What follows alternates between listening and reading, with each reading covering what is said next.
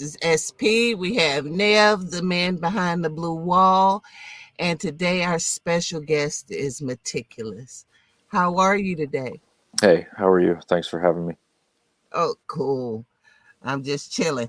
I I've been diving into your album so just head first. It's so good. Um so where are you from and how does that impact you as an artist? I'm from Western PA near Pittsburgh originally, and I moved to New York in around 2004. And yeah, I mean, wherever you're from always impacts you um, in some way. But I really started creating music when I moved here, so Mhm. yeah, so I would probably, have more connection to doing the music here as opposed to where I'm from. Yeah. Um so do you remember the moment you fell in love with hip hop? Um, Not the exact moment really, but I was definitely like 11 or 12, and it was Mhm. just something that yeah, I'd never heard anything like it. And it kind of stuck with me throughout my life until I realized like I want to start making that stuff. So, probably like 11 or 12, I would say. You remember what song? No, not specifically because it was all across the board. Like I can remember you know Run DMC, Jazzy Jeff, Fresh Prince, and then Mhm. artists like Brand Nubian. But I don't know the order in which I heard them. You know what I mean? It was just like Yeah. it was like a jumble. So my memory, I don't know the exact song, if that makes sense. Yeah, that makes perfect sense. Yeah. What do you remember what made you want to be a producer? I've just felt like I had to be more involved in the art because it impacted me so Mhm. much and inspired me like throughout my life in various ways or whatever. But um, yeah, I just started to fall in love with beats and like the construction of beats and just getting kind of nerdy about producers and I just wanted to just take it further and try to do it myself. Oh yeah. Ho- So how did you get your name? Well, my first name's Matt, Mhm. and I didn't really have a DJ name, and I started to get DJ gigs before I started to do like producer stuff, and I need a name, and um, yeah, I guess I mean it kind of describes me as well. Like I try to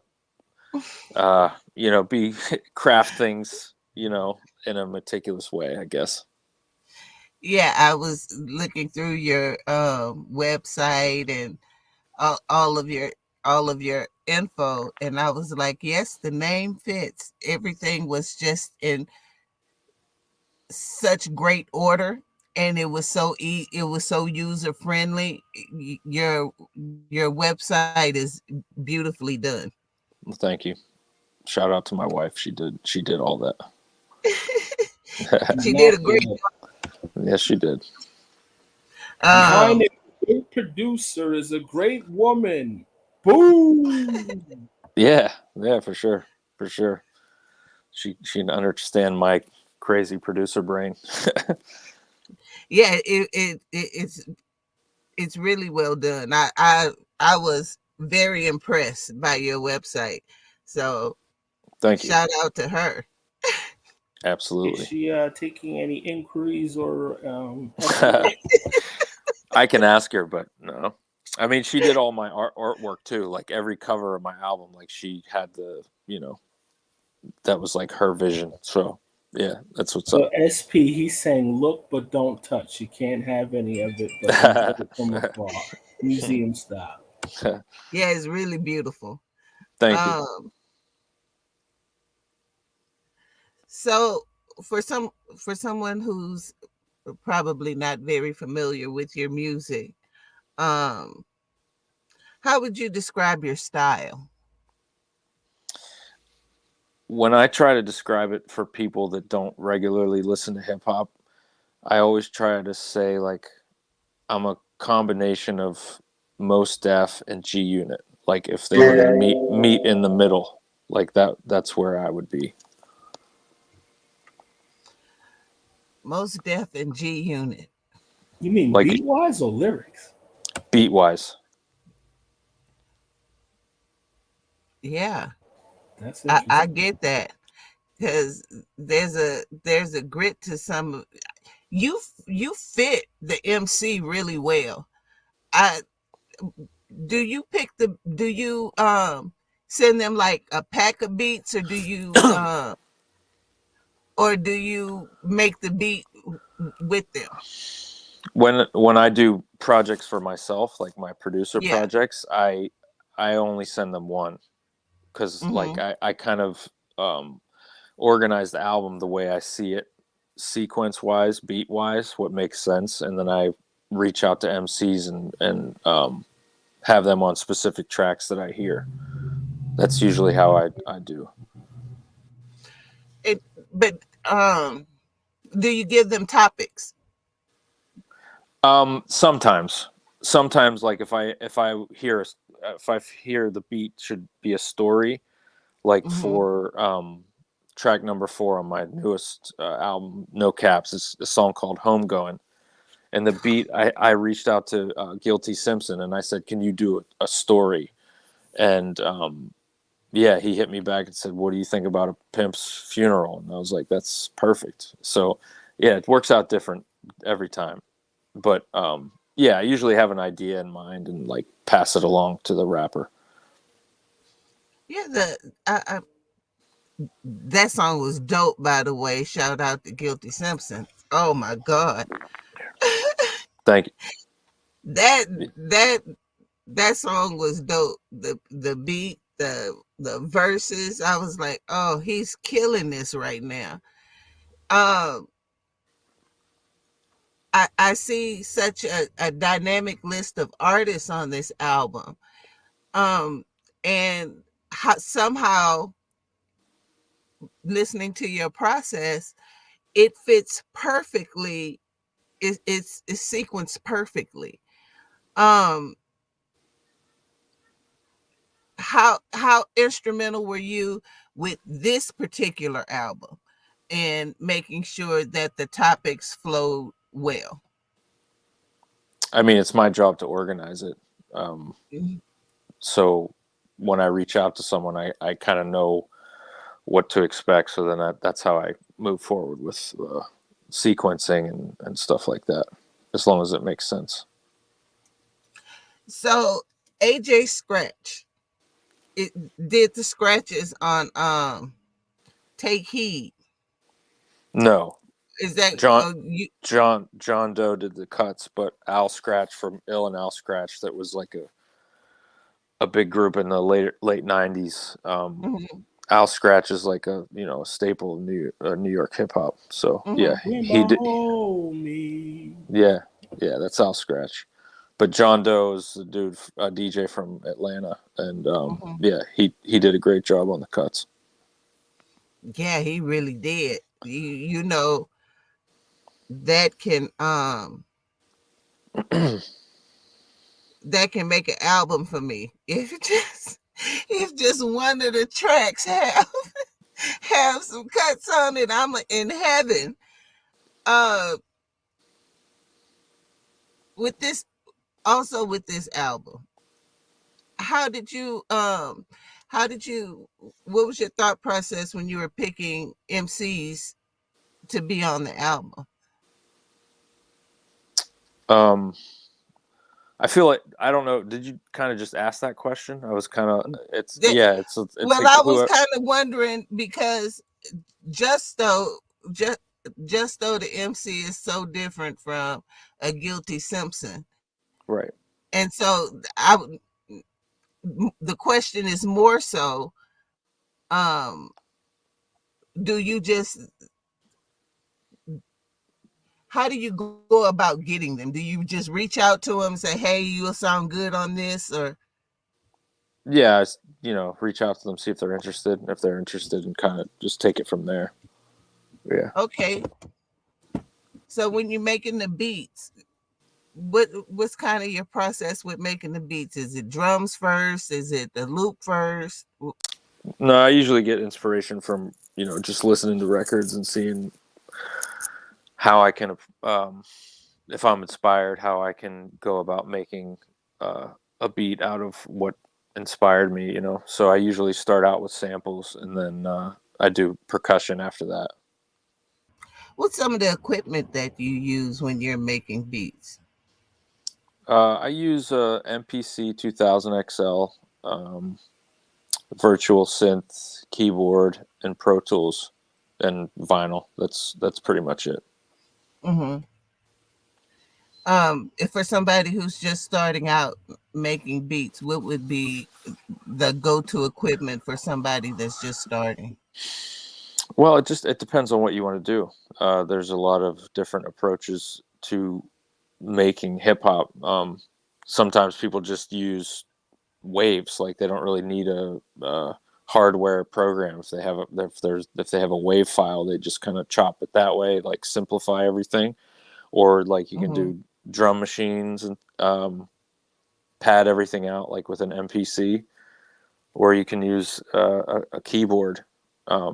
It just depends on what you feel you're ready to do. Like I started out with software and I didn't like it, so I bought an Mm-hmm. MPC, and then I got really comfortable with the MPC hardware, and I'm just as comfortable with like doing stuff in Pro Tools. So it all depends on how you feel you can kind of express yourself creatively. Mm-hmm. Because some people don't like doing pads and stuff. Other people just like using like their mouse clicks and stuff to make beats. So it just depends. What's the difference between a beat maker and a producer as far as like, I guess, as far as you see it, and how would you describe yourself? Do you think you're more of a producer or a beat maker? That's tough because every hip hop producer is a beat maker. Like you're making the beat first. So you're both. But I think like a producer, in addition to making the actual beat, is having input on the song. Sometimes you can't. Like if you're submitting a beat to another artist for their project, they ultimately have the say. Like you can't be as vocal. You can, but they could not really pay attention. But for your projects, you're producing the record. Like so, everything I've done, I've produced. I know that because I've had a hand in everything. But you can still be a producer if you're not doing every single thing. So it's a complex answer. Um, so I don't know. I think both are equally as important. Okay, that makes sense. That was a great answer. So it depends on sometimes if you're work for hire versus if you're hiring them for work Yeah, or the and creative if process. sometimes as a producer you can trust the MC's vision. Like you can kind of say, okay, I trust what you're going to do with this song, and then you hear it, and maybe you add a couple things here and there after. But yeah, it's a I don't know if you can really answer that. Nah, you just did, man. That was awesome. So what do you? I said this to you before we even came on camera. I said that you have a great ear, half jokingly, like saying because you like what I like. But the MCs that you pick are very credible, as far as I know, and especially in the boom bap when you're talking like YU, one of my favorites, Uptown XO, Homeboy Sandman, Blue. I mean, these are like top tier MCs to me. Are you fans of their work? Like, do you listen to their albums first? Is this relationships that you've built with them? Like, or is that kind of a little bit of both too? Like, how does that happen? Is that As far as knowing and having relationships, it's both, because I wouldn't reach out to anyone who I didn't like their work. Like I'm not going to try to get a feature of an MC that's popping that I don't really like. You know what I mean? That it just doesn't make sense to me. So yeah, I've had a relationship, or I've been a fan of anyone I've worked with prior to doing any music. What if they're great artists, allegedly, but you don't like their personality? Would you still work with them? I mean, yeah, maybe, yeah.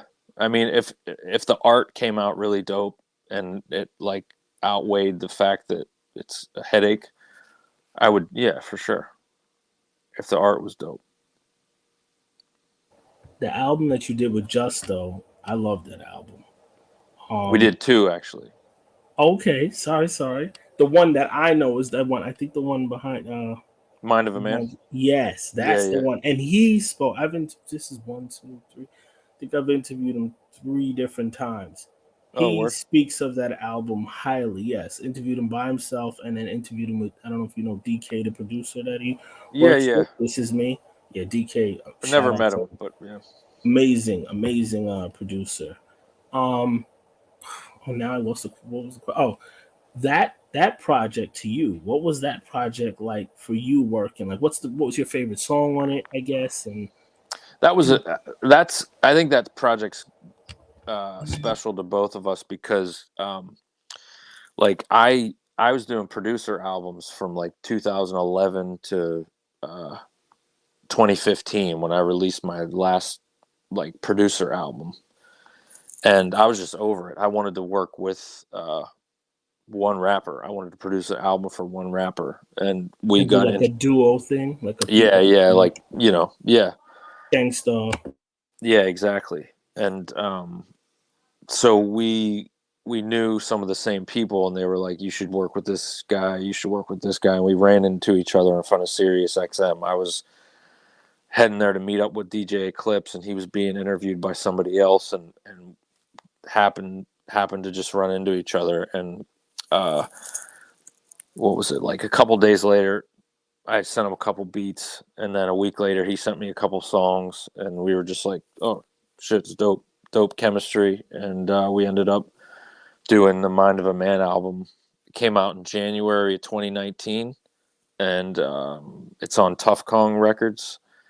And yeah, that's how that first one went down. And then pretty much right after we were done with Mind of a Man, we did like a summer EP that had just had kind of like chill vibes. And then we worked on County of Kings around the same time, and that album came out in May of 2021. Oh, I didn't realize that was you. Okay, all right. I know County. I It's the didn't realize that was you. purple cover with the crown on the Yeah, I didn't front. realize Yeah, you had. Okay, all right. I didn't realize that was you too. Okay, yeah. got you. Now, do you? I would guess it's all pre-pandemic. We're talking right there.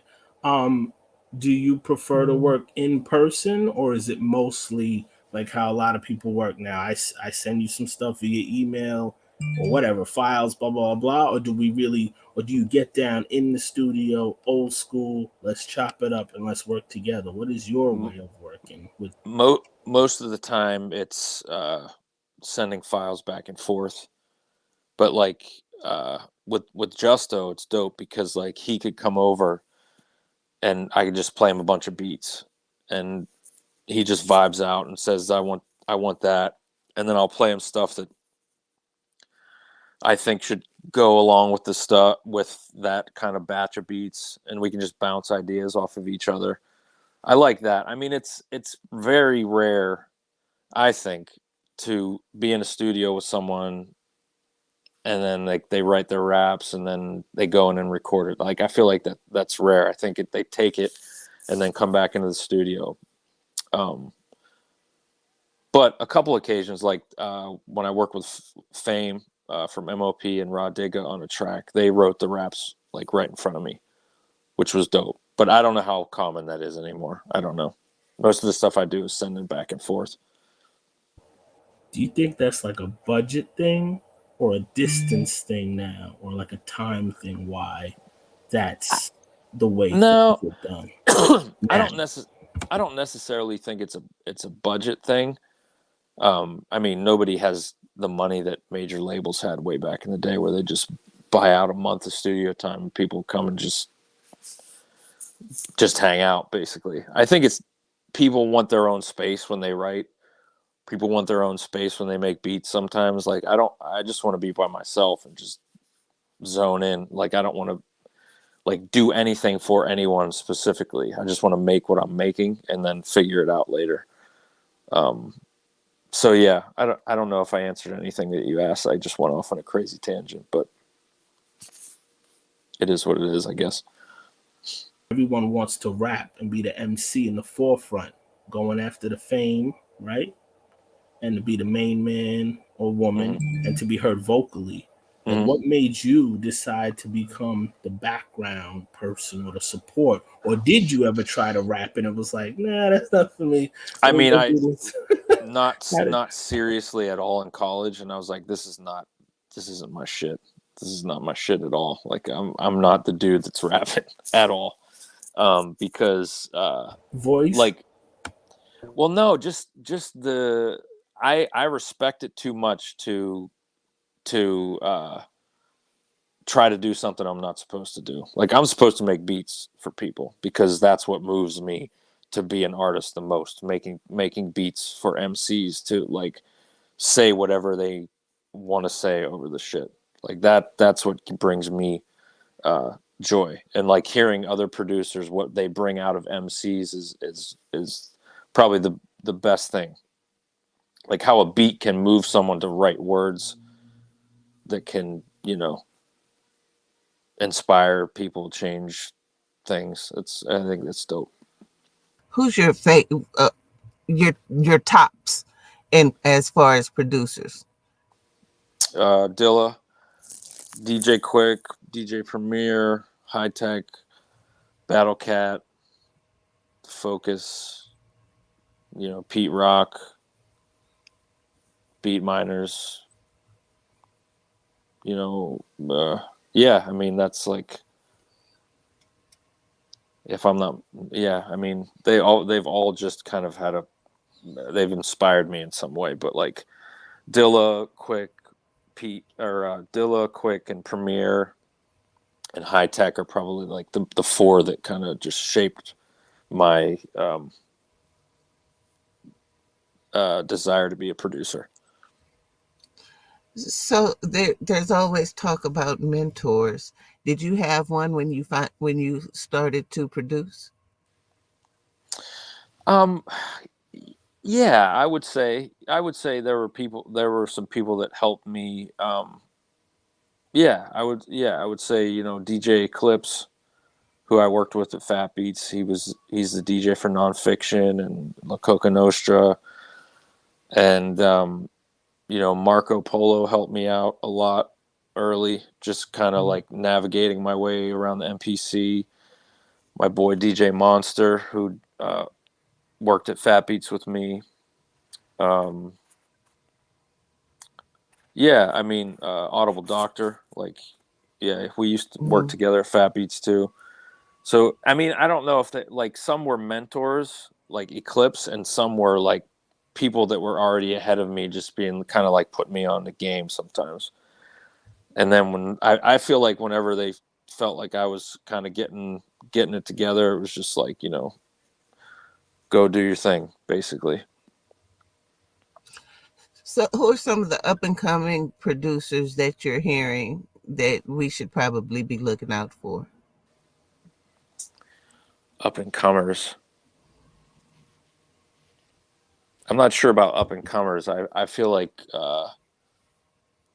people like Crisis, who was down with Little Brother and the Justice League. Like he puts out Mm-hmm. dope shit all the Fire. time.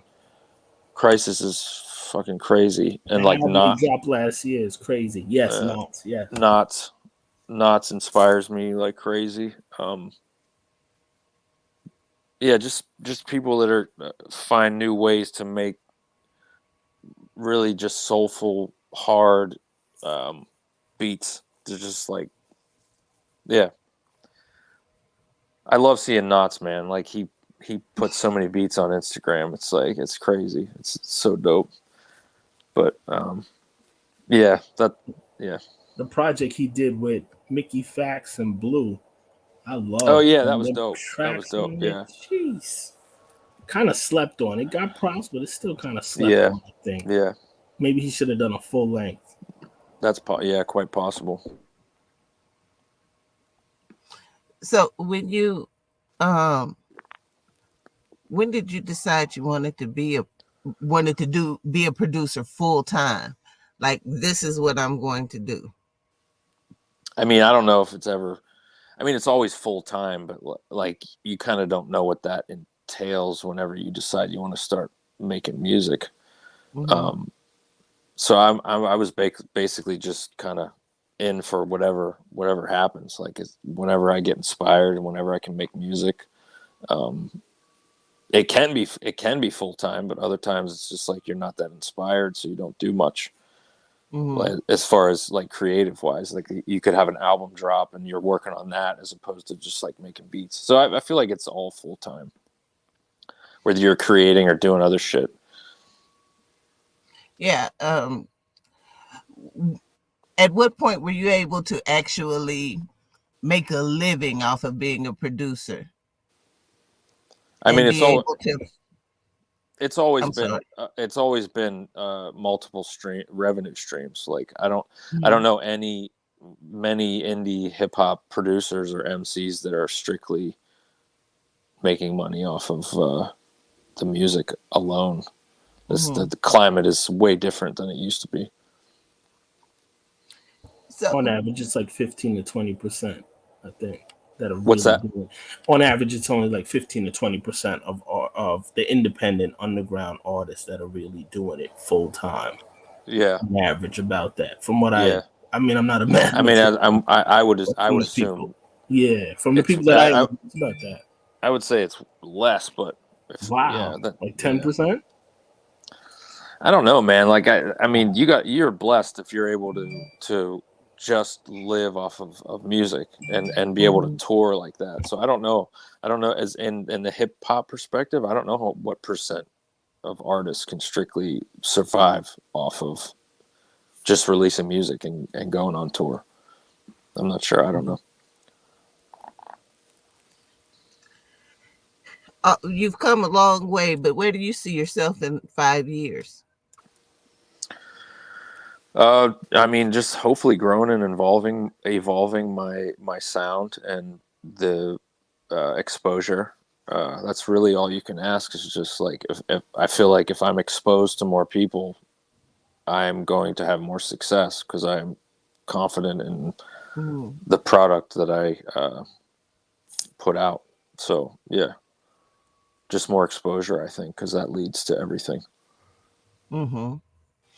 Um, so if you decided if you weren't a producer, what would you be doing right now? I have no idea. This is the only thing that like really makes me feel like I'm living is this. So yeah, I don't know. I have no idea. I Like, don't know are what there I'd do. any other like hobbies, any other careers when you were growing up? You kind of toyed with thinking about I doing mean, before school. I always wanted to be an athlete, but then like by the end of high school, I knew I wasn't going to be a basketball player forever. I knew I wasn't going to be a baseball player forever. It wasn't until probably the end of my sophomore year of college where I was like, that's what I want to do. And it was always there subconsciously, but it never really clicked until I was, like I'm old enough. I feel like I should do this because it's the Mm-hmm. only thing that kind of was like, I have to do this. How long So was the? Oh, sorry. Go. no, I was done. Sorry. I was gonna say, how long was the gap from graduating high school or college and then moving here and then going, yo, when you're in New York, going, all right, I'm getting paid. Like, how Well, long was that gap? Because that definitely sounds like delayed gratification. Nice. yeah. Well, so I went to college for 2 years, and then by the end of the second year, I wanted to transfer. So I transferred to another school where I did a college radio show, and in that kind of period of time, was like I need to further my career in this art form, and producing was like what I really gravitated to. So by the time I realized I wanted to be a producer versus when I started making beats was longer than it should have been. It was probably like 2.5 years. But like I saved up money to move to New York, and then I had to save up money to buy the equipment. So that's kind of what took forever. Okay, so it wasn't really. It was a delay of more of not lining your ducks up. What do you call it? Putting things together, putting pieces of the puzzle together. Got you Yeah, with the picture yeah, and then and it those takes time foundations. to actually teach Build the yourself how beats. to make beats. Like when you're satisfied and you can send them to people, and you're making trash for like a year. You're just like you want them to sound good, but it's just like fuck. This is this is hard. You What know what I mean? makes you? What like makes you Pause. strive through that hump to put in? I don't know if it's 10,000 hours, but even 1,000 hours to get that. Yeah, okay, this is decent enough to present. What made you not give up while doing that? Like, man, this is the 50th whack beat I made. Yeah, because I knew this is what I'm supposed to do because like I'm passionate about it. Like I respect the art. So I was like, there's no way that I'm not going to be able to be all right at this. I really just kept doing it and trying to figure out ways to make it my own style. Cause like when you first start, like I wanted all my beats to sound like Dilla because like he, you know, he changed the game for me. And then I tried to do like the whole, uh, like another New York style or whatever. But I feel like in that trial, you kind of find who you are as a producer. Um, What did you find so inspiring about Dilla? he made music like nothing I ever heard before. Just like the everything. It's hard to describe, like the warmth and the way he programmed his drums and just that feeling. Like every great producer has has it. Like Premier has his sound and you know it, and he like you Hmm. feel a certain way when you listen to a DJ Premier beat. Quick does the same thing. Dilla does the same thing. Um, who else? Like that. Like Pete Rock has a distinct sound. That's just Mad yeah, Lib. yeah, for Hmm. sure, for sure. Um, yeah, Madlib and Alchemist. Yeah, they have So um, yeah, that's what I appreciate out of all of them. They're all just technically they know what they want and they're able to convey that, and they make dope shit. How did you find your signature sound? I think looking back on it, it's like everything that I've been influenced, like the music I've been influenced. Like I've been influenced uh, by Van Halen just as much as I've been influenced by Stevie Wonder. I love them both, um, and that kind of like shapes how you approach your style. And Hmm. I like hard drums, and I like just some funky, soulful shit. So I try to kind of convey that in my own way. How important is it, do you think, for a producer to have a wide variety of musical tastes? I think, yeah, I mean, it's probably the most important thing because you don't want to make the same thing over and over. I think that's one of the toughest things in hip hop too, because like I feel like Hmm. artists get set on a formula and they just keep doing it over and over again. And it makes things stale quickly. But Hmm. people's attention span, they just want. Sometimes I feel like they want the same thing over and over and over again. But for an artist, like I don't want to keep doing the same thing. It's not. It doesn't move me. So um, yeah. You definitely don't do that because one thing I have to say is when I listen to your tracks and the production, I can't quite put like, oh yeah, that's what he's gonna come with next, or that's what Hmm. this is gonna sound like, or he sounds like blah blah blah. I can't say that. I hear influences, but I also hear like the two tracks back to back do not sound, to me, sometimes they don't even sound like the same producer. No disrespect. No, I mean that's I like the approach.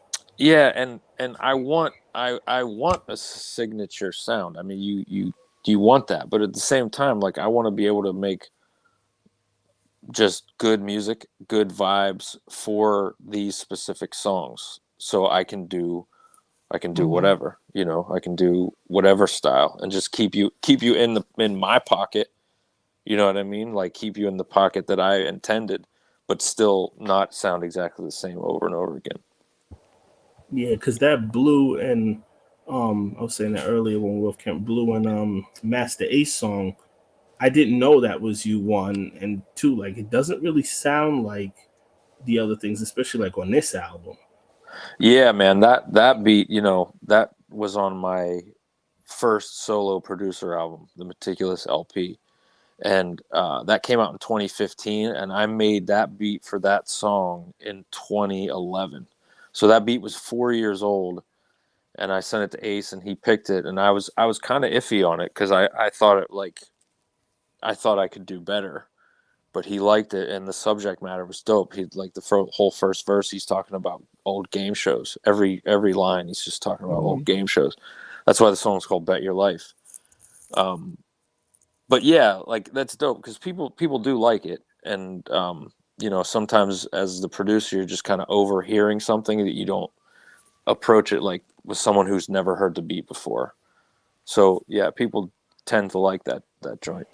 And then you picked Blue, or he picked Blue, or Blue I picked picked it. Blue. I You picked Blue. said, all Yeah. right, Blue's voice would go nice, but you felt okay. And then Well, do and they you, never worked with each other before, and I thought that would be dope. do you tell her? Do you have to say, hey, Blue, you got to talk about this or talk about that, or that when you left them alone? No. I mean, you get the first verse, and then you hear the subject matter, and you're not like talk about whatever you want. Kind of follow the rhythm of the song. You don't want to make two separate verses for a song because I can't stand that shit. It's got to be kind of cohesive. When you look back, is there anything that you would probably tell your younger self to kind of ease your navigation through to where you are now? Um, yeah, for sure. I'd say a lot of things. Uh, just just trust yourself more, and that's the hardest thing in the world to say. Don't get frustrated, but like don't get frustrated. That's probably what I would say. Mm-hmm. Yeah. Yeah. Like, don't beat But yourself up, yeah. Yeah, and and trust like the process too. I'm lucky that I love fucking making beats. Like it's the best shit when you make something that you are proud of, and it's in the art that you want to do. But this this industry is it's frustrating. So like if you don't Mm-hmm. really love making this music, you can't keep doing it unless you have, you can if you have an unlimited amount of money to just throw around and make albums and shit.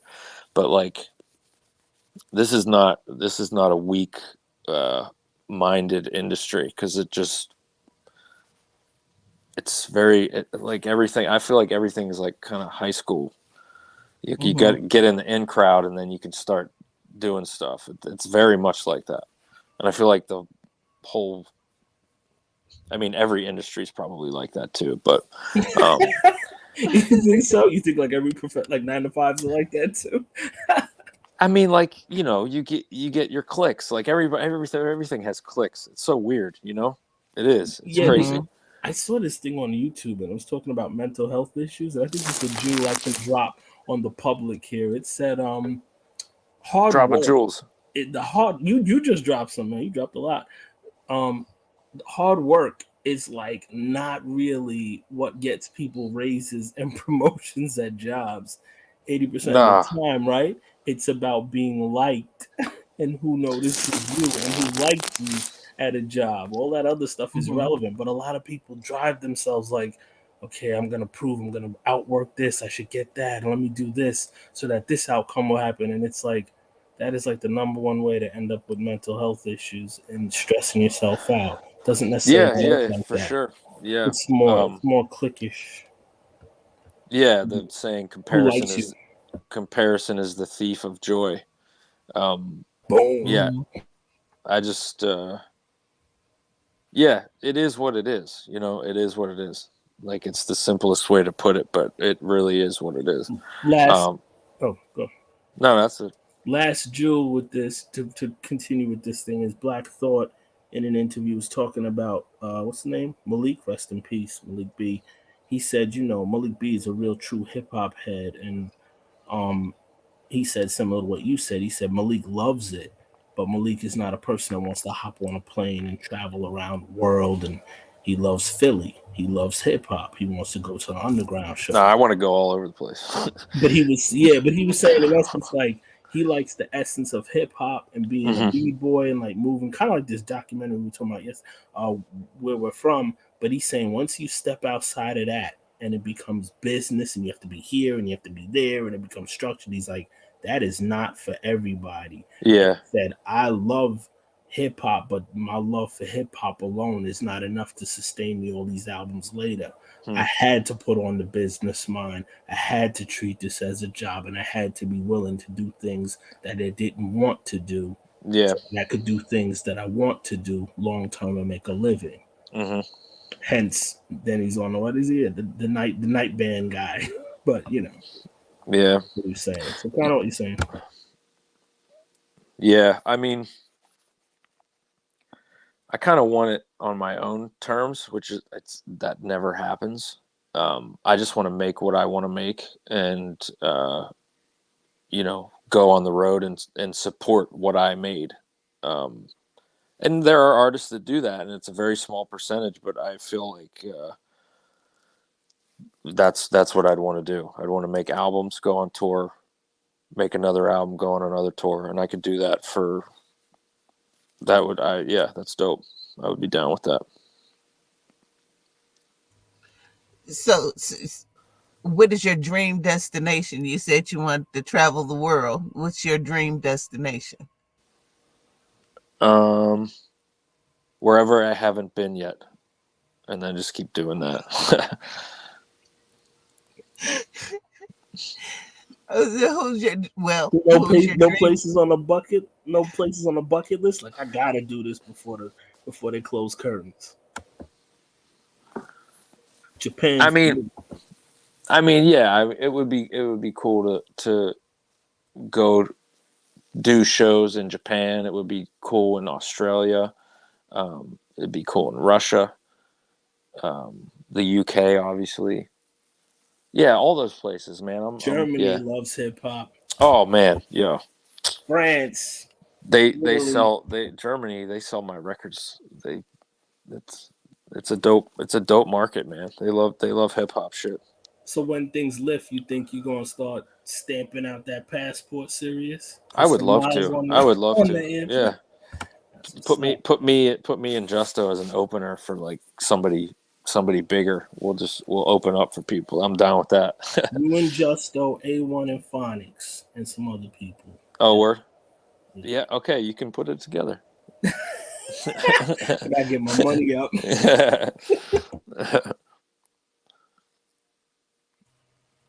So, at this point, in your career, does does race even play a part in the kind of jobs you get?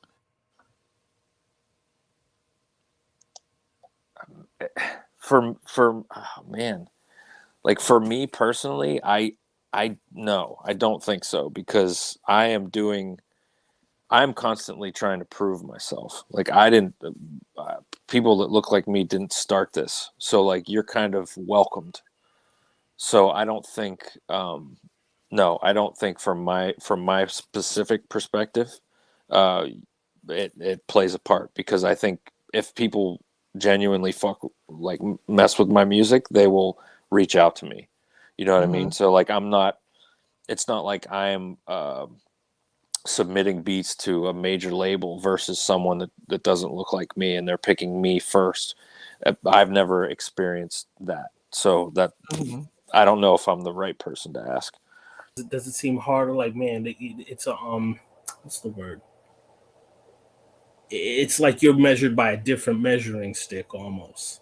Like, no, he better be off the chain to really get quote unquote acceptance. Once they see, once they see you, is it a I double mean, standard? I guess that's the question. no, I mean this like whatever comes my way in this art form, I'm okay with because, you know, I I didn't invent it.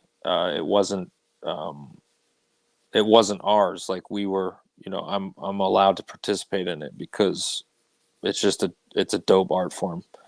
So yeah, I mean, I don't know if I'm answering your question, but That's like interesting because I think about like SP. I think about like Static Selector, right? When you talk about somebody who does it, I don't know if he does full time and if he does that second thing. I don't know his person, but I think about that and I'm like, wow. I wonder if colorism would play differently because I think Static is amazing. I think he's dropped quality over and over and over, and I wonder if that would make him bigger and more accepted. You know what I mean? If he was a person, I mean I'm not, that's I'm not sure. That's hard to say, but he is one of the top tier, quote unquote, right guys doing it. That yeah, happens to be DJ producer. Caucasian. Yeah, yeah, for sure. Yeah, but Yeah. I wonder if he was a person of color. I wonder where Static would sit. I wonder where Exile would sit. It's fine. I didn't really thanks for the good question. I really think, No, but I yeah, mean I'm wondering like about there Exile and other people. I do everything's Everlast, valid not to ask. Everlast, Evidence too. Evidence, and I don't know if you have. There's no wrong or right answer, but even like Evidence, I think about. I think he dropped one of the illest albums, and then he dropped one of the illest produced albums for Planet Asian. It's like I think there's a Oh, certain evidence is level of fucking crazy. Yeah. yeah, but I think there's a certain level. Alchemist now probably is one that broke Hmm. beyond whatever. You know what I'm saying? Like people like, nah, but look at it. Look at it. It's 20-year run. You know what I'm saying? Yeah. That's 20 year. That's not right. That's not 20 months. Yeah, yeah. More than 20 albums that he's been a part of. So are you asking like if it's hard for white people to crack through I guess hip hop? producers. Yeah, producers now. I guess Um since you're a producer, I guess we could talk about I MCs with another book for you, man, producers. I feel like today producers of any background have equal footing because there's Instagram and it's how you use it and how people can connect with you and stuff like that. Maybe before, it's possible because like you had to prove yourself. You had to be because I wouldn't trust somebody that just came in. Oh, I love hip Tickles hop, is man. I like, fucking I love hip wouldn't hop. trust me if I didn't know me. Yeah, yeah. You're funny. You're funny. You gotta prove that shit. But look Like at that. that level of work though with freaking Alchemist. He's putting out albums at the rate of like a Sizzler. Sizzler got like 100 reggae albums. You know what I mean? And that could He's be been doing it. argued He's for been doing too. it so long. That's the most impressive thing. Like he's Yes, been, you know, he was working with never been really Cypress Hill. lukewarm. Yeah, Cypress Hill, Mob Deep.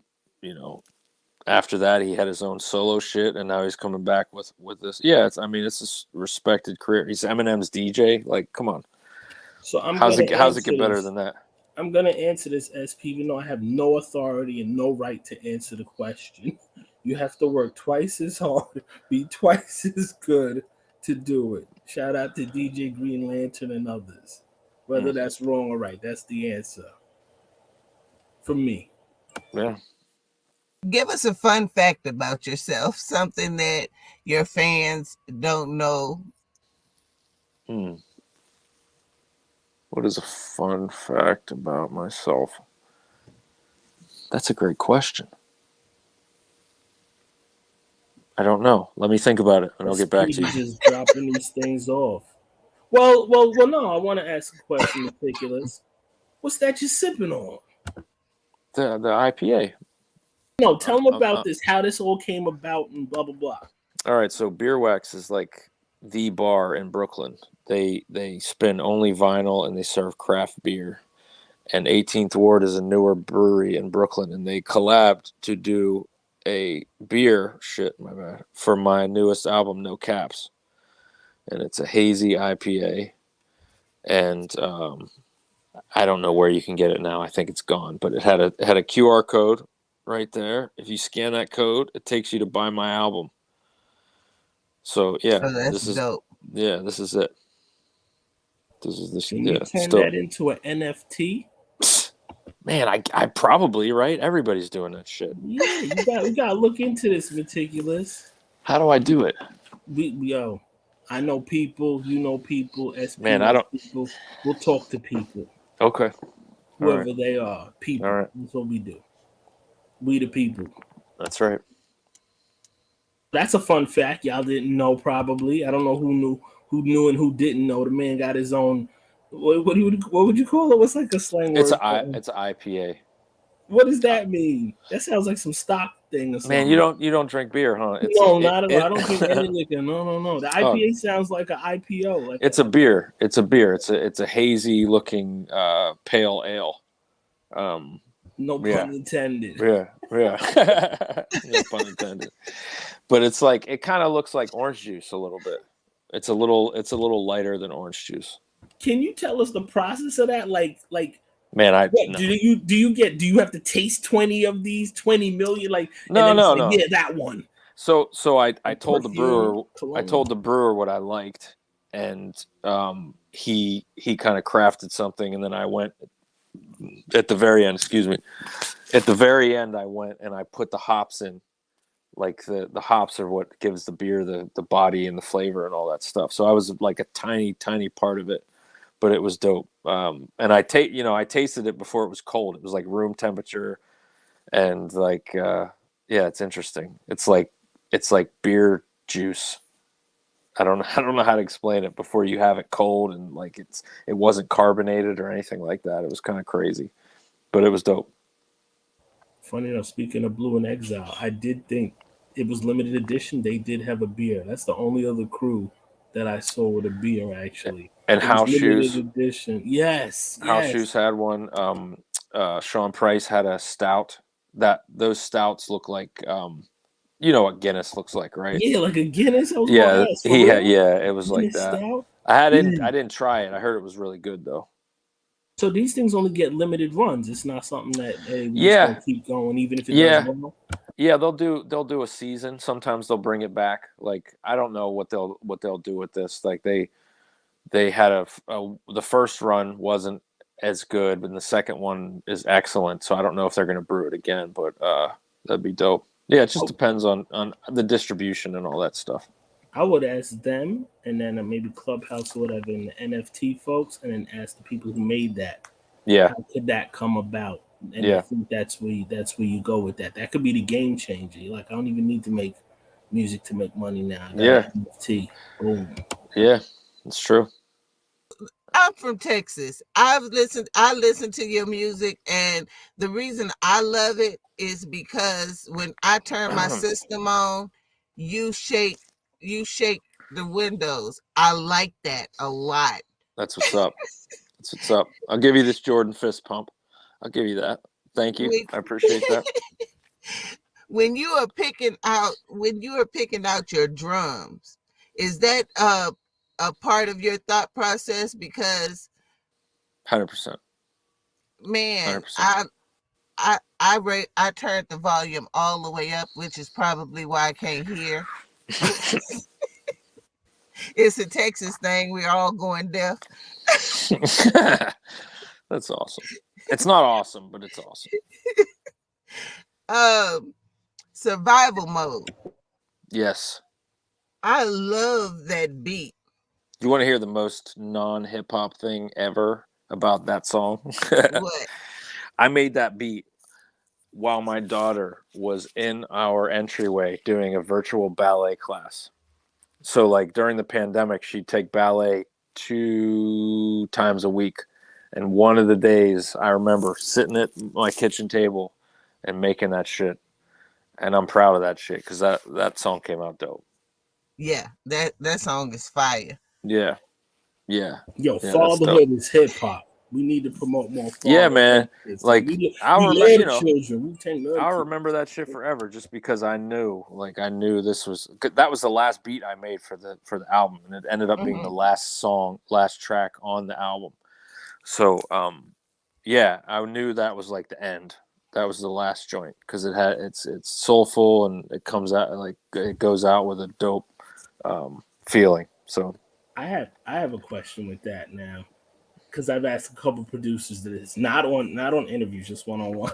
hmm Do you name your beats? Do you whatever? Like producers have some weird and let me just say weird, eclectic ways of naming their babies or whatever. Like what?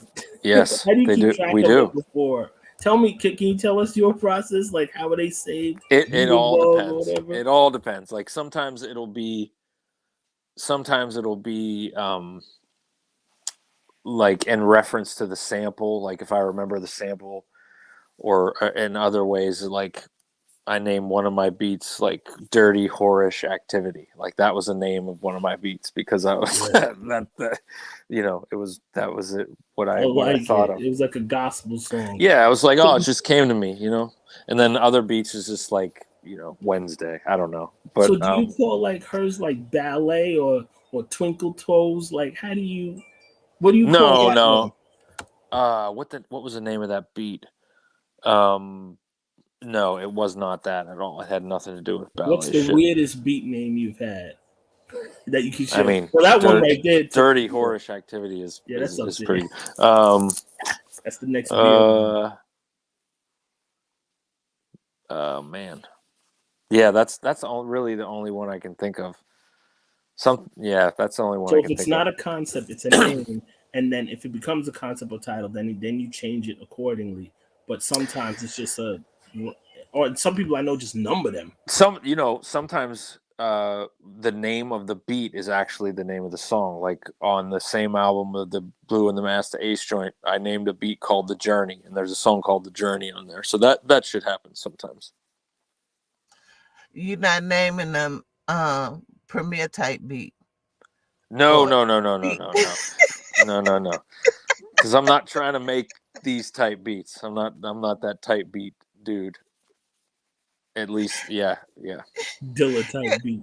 yeah. I'm not doing that shit. I'm not trying to do that. Uh, Normally, that's what my DMs are full of. Uh, oh, they not send like, you beats and they're like, "Oh, this is a Dilla yeah. I'm type like, beat." why are you sending Meticulous me type That beat. beats? shit's lame. That's just lame. I would love to hear a meticulous type beat. That would be kind of cool, just to be like, yeah, you think that, and that'd be dope. I don't know. I, I want you to name one beat type beat and see how that goes. Okay, okay. Yo, Stu Bangers is another dope beat maker. And Stu Bangers, shout out to him. Yeah, Fire. man, he's posting beats all the time. It's crazy. So, the name of the show is Powerful Impact. So, who are Did the you get? three most influential people that made a powerful impact in your life, whether personally or professionally, and Hmm. why? Wow, that's a good question. Do I have to know the person? Not at all. No. We've asked one good question, SP, but we got a chance here. We got a chance. Well, first I'll say my mother, uh, just because. Well, whatever. She's my mother, and she was the first one to play me like Motown records, and like that was what kind of uh, flipped my switch into like soulful music. So my mother for being my mom and playing Motown records for me. Um, mm, damn, my wife, because she knew I could do this before I did it, Happy and Valentine's Day. yeah, and just I mean it's corny, it's really corny, but like just hip hop music, because like if I didn't hear that music, it wouldn't lead me to listening to other records, wouldn't like teach me like world issues and stuff like that. So yeah, that would be it. Let me ask you, because you mentioned that hip hop, because I I grew up in, I was born in 72, so I'm 50. So I grew up with hip hop. Um and back in the day there were a lot of worldviews, and you just kind of knew what was happening in every city just from the music. Um do you think that it was a conscientious effort in order to switch the frequency from having music that told your story without glorifying it, and into now glorifying that story, if that makes sense? I'm not sure. I I don't think she means know like from the conscious to the gangster to the like kind of like in a like how it drum. plays a part in my story or No, how no, it no. No, She's how plays. saying it like it, plays a part in hip hop, how it yeah. changed from where I could just put up a turn on the radio and Public Enemy was going to be on there, Oh, or Tribe Called To Quest was now going to be on there. drill trap. so That's what she means. yeah, so I could try to answer this. I grew up and I did not have any urban radio at all. The first to be uh, painfully honest, the first urban song that I heard in my hometown, I remember it was Ja Rule and Ashanti. I'm Real. That was the first urban s- song. So that was like 2001, maybe. Um, That's with singing. yeah. So, but in doing the research and stuff like that and knowing about everything, not everything, but you could have an artist like Tribe, you could have an artist like NWA, you could have an artist like, uh, Outcast, all at the same time, and that's a beautiful thing, because everybody has their own style. As opposed to now, I think it's like you're either making trap music for the radio or you're making whatever box that everyone's supposed to be in. I don't feel it's as diverse as it used to be, especially like the early '90s, even up to 2000. Like there were hip hop groups for every style, and it was all good because everyone was doing them. But I don't feel like that exists much today. Do you think that shift has had a negative impact on just the culture of hip hop? Um, yeah, I mean, Or yeah, I guess because it's like I don't know. I just feel like all indie hip hop sounds the same, and I feel like all commercial hip hop sounds the same, with the exception of very few on either side. It just feels like there's no room for anything in between, like a trap beat or like a drumless loop. Like right now, that's how it feels like on each spectrum. It's very trap or very drumless, and there's no room for anything in the middle. So I don't know how to fix that sort of thing. yeah, that drumless beat breaks my southern heart every time I hear it. You just need a drum, at least. Just give me something. Even Phil Collins remembered the drum, even if it was at the end of the song. Well, he's a drummer, so hell yeah, yeah, for sure. What's been some of your favorite collaborations up to this point? Um, what has been fun? I mean, the track "Being This Nice" off No Caps is with two of my favorite rappers. They put out an album in 2009 that was just classic to me, and I've wanted to work with them together on a song for years. So that was really dope. Um, uh, Can, can you shout them out? Oh, YU and Uptown XO. They're both out of Maryland, Washington D.C. area. So yeah, being this nice is the name of the joint. It turned out really good. Oh yeah, because it was nice. The name matched they skill. I love that. I love that song. Thank you, Both of them did an amazing job, and that beat was sick. thank you. Uh, So, what's the thing behind the title of the album? No caps. It's because I don't spell my name with capital letters. I've done that since I first put out music, and Mhm. yeah, so a lot of publications and stuff will write my name and with the capital M. So I just wanted to like be definitive. Like I don't put caps in my name. And what was the thought behind the artwork? It was inspired by a 12-inch single that I had for a while, and we were just kind of brainstorming on stuff, and it kind of says something when it's just a white background with an image and some kind of bold font. So yeah, that's where we went with that, and that's just kind of how the album feels, basically. So, if you had to pick your baby apart, what would be your favorite song on the album? Oh man, I mean, man, that's tough. I'd probably say track two and track three. Um, Track with Sky Zoo and Justo, and then the track with Kev Brown and Jay Cyanide. Those are probably my two, if I had this like gun to head type thing. But yeah, I just love the whole how the whole thing came together. I made all the beats during the first like 4 or 5 months of the pandemic, so they all kind of had a similar Hmm. zone to them. So like this album was my favorite thing to do thus far. Um, so it's tough to pick just one, but those would be the two that I would pick. So, are, th- are there any shout outs or projects or products you wanted to promote at this time?